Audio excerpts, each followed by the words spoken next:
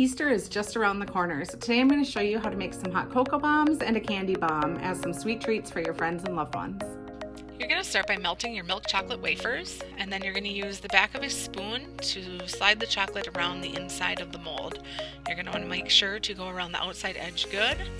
And then you're going to play with the mold, pop out any air bubbles, add a little more chocolate, and repeat. So you'll need 2 sides to make one whole mold. Save the leftover chocolate in a disposable piping bag. Next, what you're going to do is pop out the molds, put them on a heated plate to get a nice smooth even edge. Then what we did is added our hot cocoa, some Easter sprinkles, and then we added these little tiny bunny marshmallows that we found at the grocery store. Put the other side of the circular mold onto the heated plate, melt the edges, and put them together. Then we're going to put it in a cupcake liner, and this is going to hold it in place while we decorate. You're going to want to use 2 small egg-shaped candies on the top of our hot cocoa bomb. So what you're going to start with is the melted chocolate in the bag, and you're going to put 2 little dabs on top, and you're going to place the eggs right on that chocolate and let it sit for a second to harden.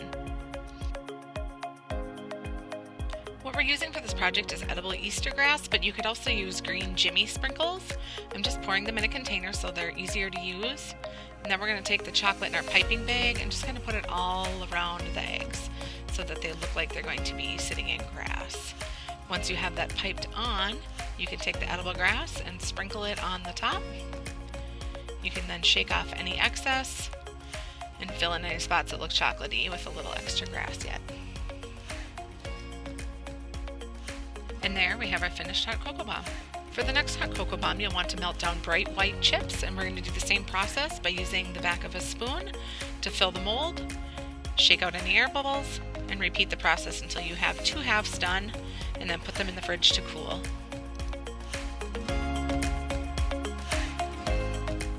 Once they're cooled, you can pop them out of the molds, and then we'll get to putting them together. Again, we'll be using a plate heated in the microwave to smooth down any uneven edges on our chocolate molds. Then what we're going to do is fill it with white hot cocoa, and then we filled it with freeze-dried crushed red raspberries. And then we're going to add in more of those cute little bunny marshmallows that we found at the grocery store.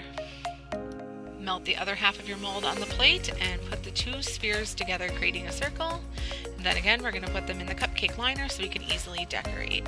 I'm using the leftover bright white in a disposable bag to pipe little bunny feet. These do not have to be perfect. I'm just putting them on some parchment paper and then some small little circles as bunny tails. Put down some pink wafers in a disposable bag and used it on the back of the bunny feet. And I also used it to adhere the bunny tails to the middle. So then I'm just going to pipe little circles to make the feet, and we're going to use the pink wafers to also attach the feet right onto the hot cocoa bomb. And there we have a little Easter bunny, bottoms up. For this one, we're going to melt down orange candy wafers to make a little carrot. So again, we're going to apply it to the mold, shake out the air bubbles, and put it in the fridge to cool. Put the extra orange candy melts into a disposable bag to use for decorating.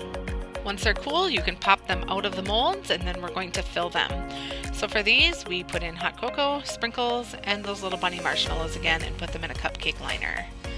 Next, we're going to take the orange in the disposable bag and we're going to pipe lines on, each of a varying length, getting shorter towards the bottom. Next, I took Kelly Green decorator icing and I just put 3 little lines on top to resemble the greens of a carrot. For the last hot cocoa bomb, I wanted a really soft yellow color, so we started by melting the white chips and adding Buttercup Yellow Gel Coloring by Wilton. Gave it a really nice pastel yellow. So we're putting the candy into the mold with the back of the spoon, shaking out the air bubbles, making sure the edges are nice and thick, and putting them in the fridge to cool. Take the extra candy wafers and put them in a disposable bag to use later for decorating.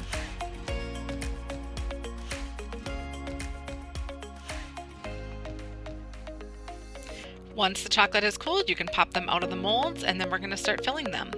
For this kind, we did a Butterfinger, so what we used to fill them was hot cocoa powder, and then we added crushed Butterfinger candies, and then we also added crushed butterscotch candies.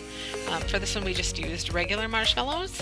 So again, you're going to put it on a heated plate to get a nice smooth edge, connect the two pieces together, and put them in a cupcake liner to decorate.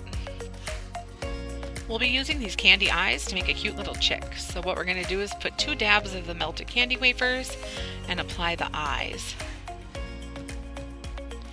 Then what we're going to do with the melted candy wafers is put a little tuft of hair at the top. And then for his wings, we're just doing a curly hue on each side, so a little spiral. And the lines will be a little uneven, but that makes it all the cuter. Then what we're going to do is take the leftover orange melts that we had from our carrot, and we're going to pipe on a small triangle nose right between and under the eyes. And then I also did 3 little lines on each side on the bottom to make little chicken feet. And now comes the best part. We're going to put it in a mug, add some steaming hot milk, and give it a good stir, and you can see all that chocolatey goodness. There's even some Butterfinger chunks at the bottom to enjoy. And here are our 4 hot cocoa bombs, perfect for gifting this Easter. I wanted to make one more treat for Easter, so we're going to do a candy bomb. And we want kind of a marbled swirled effect, so I'm just piping in the bright white chocolate and then the pink chocolate, and then we also melted some purple chocolate for this one. So lots of squiggles, back of a spoon to spread it out, and we did that with both halves. And then again, shake out the air bubbles, make sure the edges are nice and thick, and we're going to put them in the fridge to cool. Once they're cool, we're going to pop them out. You can see the fun kind of swirling colors on there. Next, we'll use a heated plate to smooth down the edges. And then we're going to fill these with candy. So I have some robin's eggs, then we added some jelly beans, we have some mini Cadbury eggs, and then we also added lots of sprinkles. So we added mini Easter egg sprinkles, and then we also added the rainbow jimmies to make it really fun. You'll want to make sure that all your sprinkles stay within the mold because you'll need to attach the top piece now. So we'll melt that down, carefully put it on, move any sprinkles out of the way, and then you have a finished candy bomb. We're going to put it in a cupcake liner, we're going to put some squiggles on top, and we're going to load it up with some more sprinkles. Once the candy squiggles on top have hardened, you are ready to break it open. So go ahead and grab a small mallet, crack it open, and have fun eating the candy inside as well as the shell. I hope you're feeling inspired to try making your own Easter hot cocoa bombs and candy bombs. For more information, visit craftsdirect.com and check out the projects tab.